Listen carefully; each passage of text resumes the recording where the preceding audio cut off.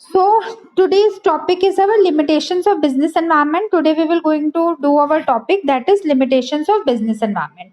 अभी तक हमने इसके बहुत सारे कॉन्सेप्ट्स पढ़े बिजनेस एनवायरनमेंट के, लेकिन अब हम पढ़ेंगे इसके लिमिटेशंस ऑफ बिजनेस एनवायरनमेंट। देखो, जैसे आपको पता है कि एक कॉइन के दो पहलू होते हैं। Every coin has two aspects. कौन कौन से कॉइन्स के टू एस्पेक्ट्स होते हैं? बताओ, what are the aspects of a coin?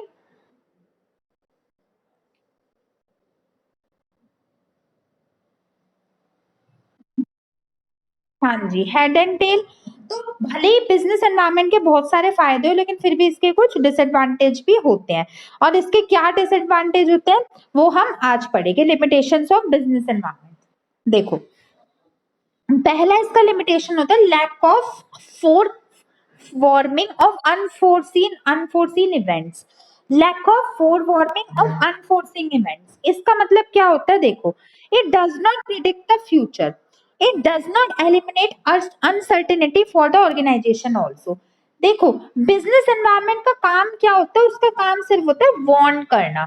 Warn मतलब व्हाट इज द मीनिंग? सिर्फ अवेयर करना, एक, हाँ, बताना कि ये आने वाली मुसीबत विपदा है। क्या बिजनेस एनवायरनमेंट वो आने वाली विपदा को रोक सकता है या मना कर सकता है या स्टॉप कर सकता है? नहीं। तो ये इसमें आता है, इसकी फर्स्ट डिसएडवांटेज ये होता है it does not predict the future. सबसे पहली बात तो ये फ्यूचर प्रिडिक्ट नहीं कर सकता। फ्यूचर इज अनसर्टेन और it have uncertainty in it. It do not predict the future at all, ये फ्यूचर को प्रिडिक्ट नहीं कर सकता। और it does not eliminate uncertainty of the organisation also. जो ऑर्गेनाइजेशन अनसर्टेनिटी होती है उसे भी रिमूव नहीं कर सकते या उसको भी रिमूव करने में असक्षम होता है, अनसक्सेसफुल होता है।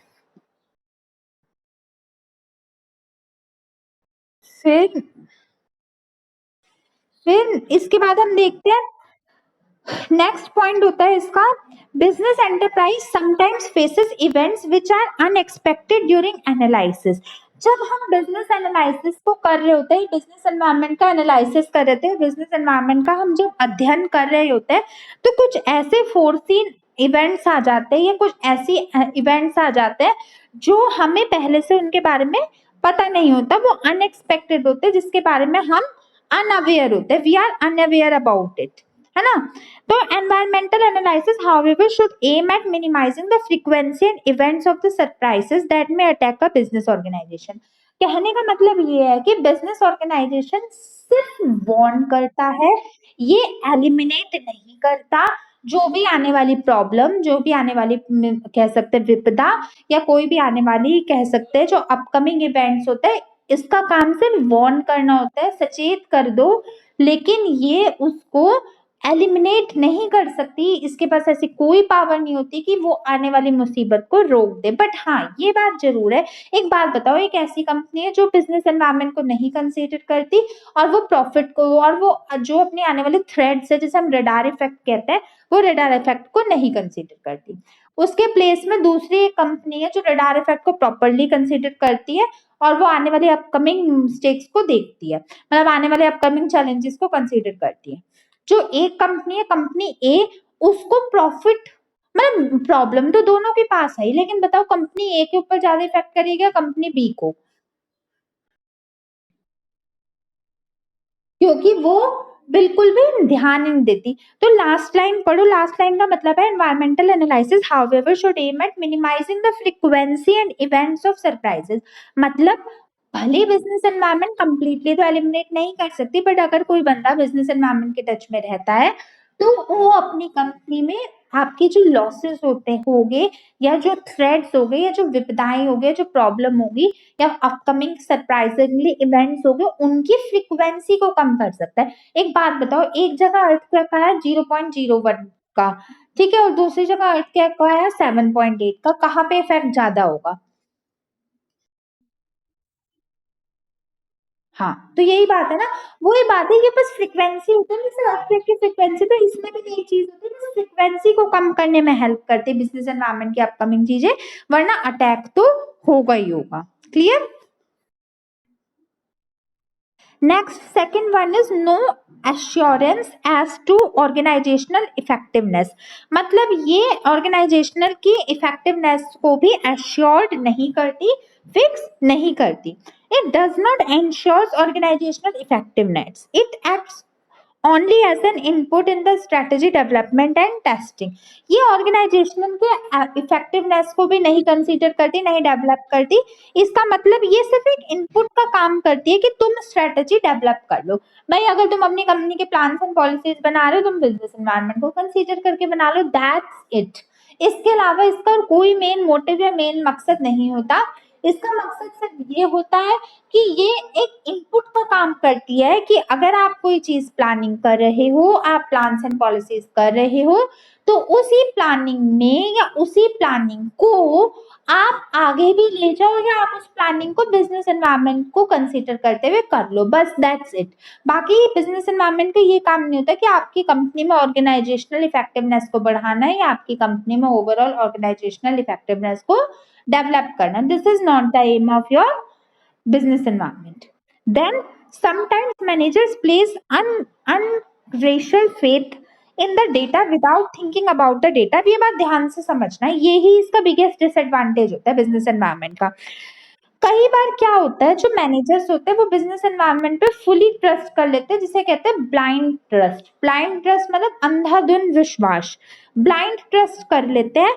और वो कई बार जो हमारे मैनेजर्स होते हैं वो इस चीज को कंसीडर नहीं करते कि हमारी जो जो डेटा होता है वो गलत भी हो सकता है. वो किस पे विश्वास कर लेते हैं? To whom they trust. नहीं, बिजनेस एनवायरनमेंट पर. बिजनेस ठीक कह रहे थे, बिजनेस एनवायरनमेंट में प्लानिंग इकोनॉमिक्स का था, उसे भूल जाओ. आप कंसीडर करो बिजनेस एनवायरनमेंट के. कई बार मैनेजर्स आंख बंद करके अंधाधुन विश्वास कर लेते हैं बिजनेस एनवायरनमेंट पर. अब जब वो ऐसा विश्वास कर लेते तो ऑफ कोर्स अगर वो ऐसा ट्रस्ट करते, एक बात बताओ, वो सिर्फ उसके डेटा को कम्प्लीटली मान लेते, ना ही अपने सूझबूझ लगाते, ना ही उसे कंपनी के अकॉर्डिंगली मॉडिफाई करते, ना ही अपने प्लान्स एंड पॉलिसीज में रसाते. वो बस उनके डेटा को कंसीडर कर लेते हैं और उन डेटा को कंसीडर करने के बाद वो अपने फाइनल कंक्लूजन पे पहुंच जाते हैं. If this is the case, it में मिसलीड द आउटकम देम. अगर ऐसा कोई केस होता है तो वो पूरे कंपनी में मिसलीडिंग क्रिएट कर देता है. आपने ये पढ़ा होगा, ये एक ऐसा अकाउंटेंसी में एक लिमिटेशन ऑफ अकाउंटिंग होता था. आप मुझे बताओ, लिमिटेशन ऑफ अकाउंटिंग आपने विंडो ड्रेसिंग के बारे में सुना? विंडो ड्रेसिंग क्या होता है वो बताना.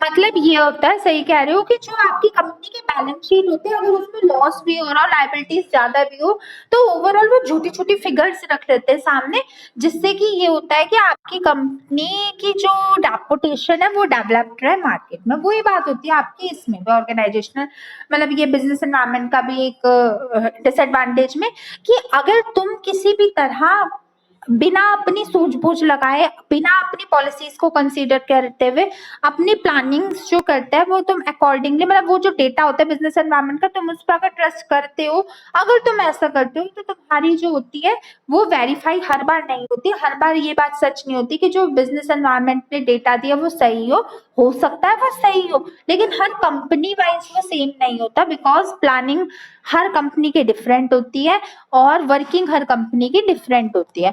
तो कहने का मतलब ये है कि अगर कोई मैनेजर अंधाधुंध होकर विश्वास करता है बिजनेस एनवायरनमेंट के डेटा पे और अपनी समझ नहीं लगाता, अपनी सूझबूझ नहीं लगाता, तो अल्टीमेटली उसे लॉस झेलना पड़ता है. अल्टीमेटली उसको उस डेटा को विदाउट वेरीफाई अगर वो करके देता है तो वो मिसलीड हो जाता है. मिसलीड होने का मतलब बहक जाता है, उसके साथ जो उसका प्रॉफिट होता है वो गलत आ जाता है.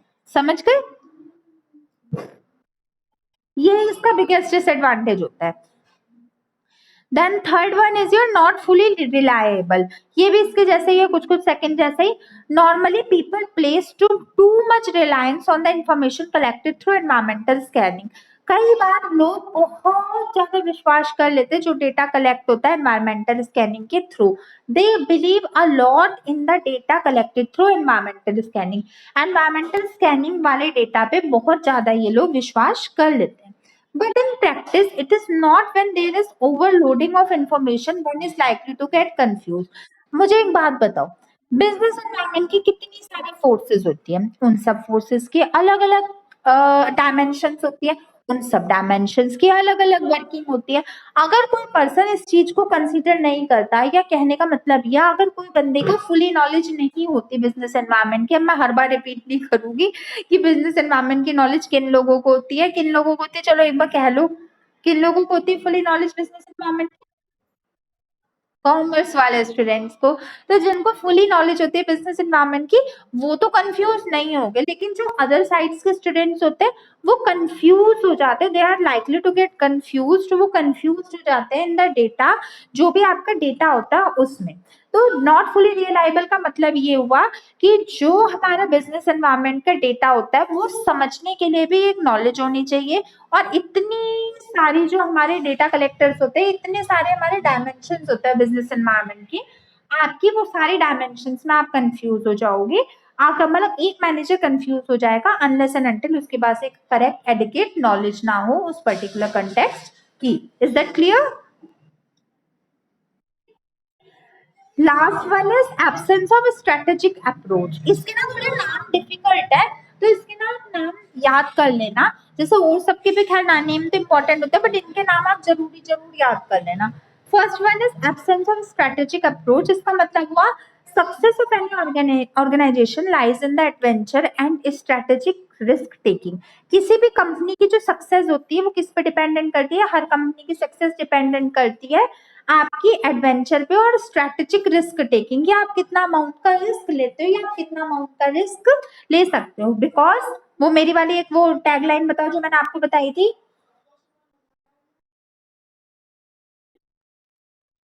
Very good, no risk no gain, high risk high gain. जितनी ज्यादा आप रिस्क लोगे उतना ज्यादा आप प्रॉफिट डेवलप करोगे, जितना कम आप रिस्क लोगे उतना कम आप प्रॉफिट डेवलप करोगे। शाबाश। Then it often makes an individual to cautious in his high approach and he is likely to be left behind the events. So this analysis should be done strategically only.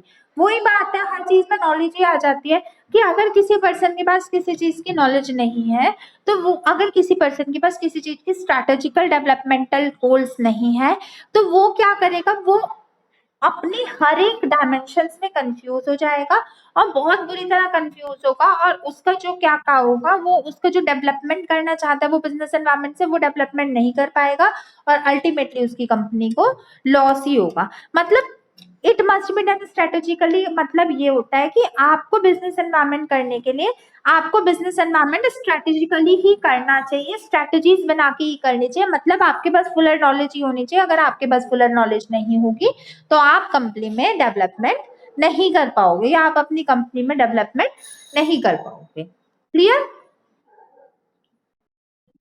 चलो एक बार revise करते हैं हमने क्या पढ़ा। पहले मुझे बताओ, बिजनेस एनवायरनमेंट की कुछ लिमिटेशंस होती हैं? बिजनेस एनवायरनमेंट की कुछ कोई लिमिटेशंस होती हैं? क्यों होती है? ये तो बहुत अच्छे अच्छे हमने इसके फीचर्स इंपॉर्टेंस पढ़े हैं, नेचर वगैरह, क्यों इसकी लिमिटेशंस होती हैं?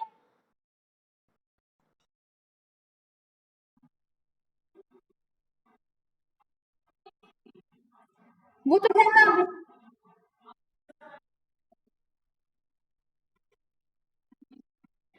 वेरी गुड, वो तो मैं आपसे अभी पूछूंगी, रुक चिंता क्यों करते हो। बस एक चीज बता दो, वो मैं ये कह देने वाली थी कि आप एक पॉइंट और ऐड कर सकते हो, every coin has two sides. मैं आपको इंग्लिश के भी साथ साथ टिप्स देती रहती हूँ। Every coin has two sides, that is head and tail. In the same way business environment has also two sides, that is one positive outcome, that is advantages of it, and one negative outcomes, that is disadvantages of it. What my point? अब मुझे बताओ, जो इसका first disadvantage होता है lack of forewarning of unforeseen events, इसमें क्या आता है? हिंदी में बता दो।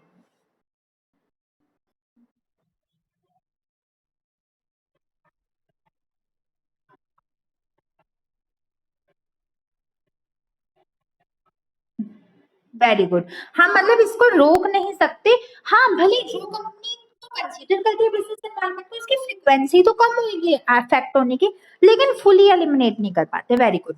Second point, no assurance as to organisation effectiveness, इसका मतलब क्या हुआ?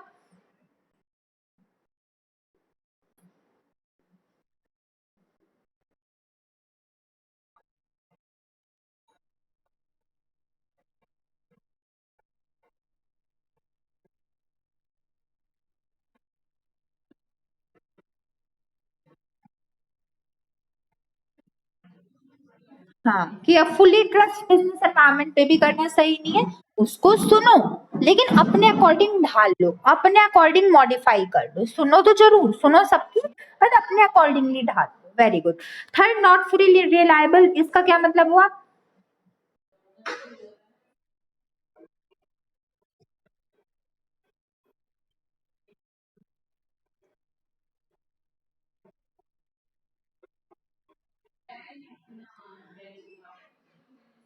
अगर ऐसा हुआ तो आपकी कंपनी पूरी तरह कंफ्यूज हो जाएगी, मतलब आपके में फुल, अगर किसी पर्सन को इसकी नॉलेज नहीं होगी तो वो पर्सन पूरी तरह कंफ्यूज हो जाएगा इसमें। Correct. Next, absence of strategical approach, इसका क्या मतलब हुआ? Very good. और आपकी जो प्लानिंग होती है वो आपको स्ट्रेटेजी के अकॉर्डिंग ही करनी पड़ती है। अगर आप स्ट्रेटेजी के अकॉर्डिंग नहीं करोगे तो आपकी जो होती ना बिजनेस एनवायरनमेंट से आप कोई भी फायदा नहीं उठा पाओगे। क्लियर? केस स्टडी रीड करो, फुल स्टॉप के बाद रुक जाना।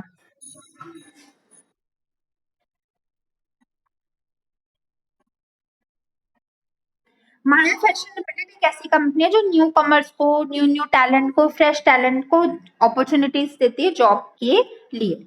आगे,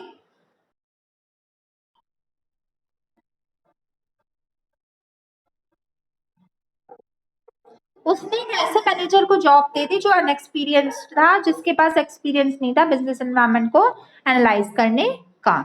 आगे,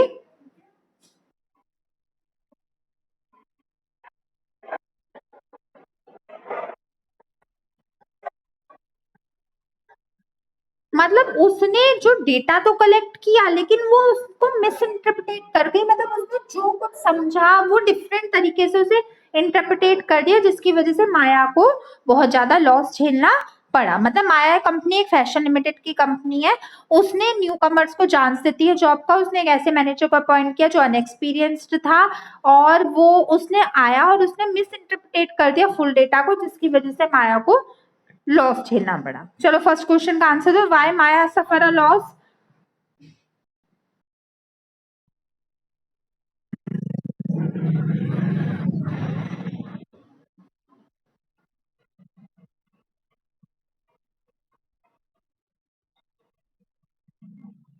वेरी गुड।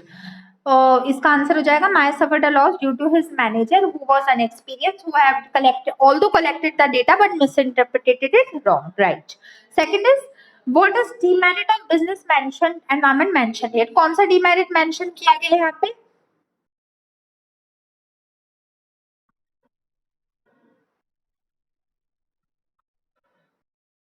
हाँ, नॉट फुली रिलायबल भी हो सकता है क्योंकि वो कंफ्यूज हो गए थे, और आप ये भी लिख सकते हो। हाँ, आखिर वही है। नहीं, नो एश्योरेंस तो नहीं है, वही है। Next, was Maya good leader? क्या माया एक अच्छी लीडर थी? नो। क्यों? रीजन दो, Y?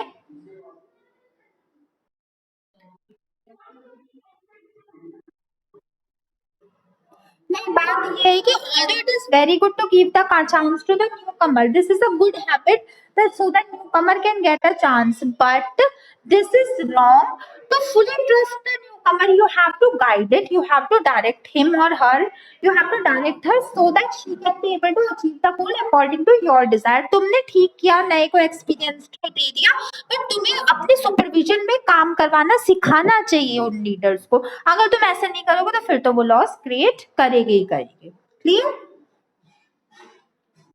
Last, how could it be improve? मतलब जो लॉस माया को हो ही चुका था या कंपनी में जैसा भी हो गया, वो कैसे इम्प्रूव हो सकता है?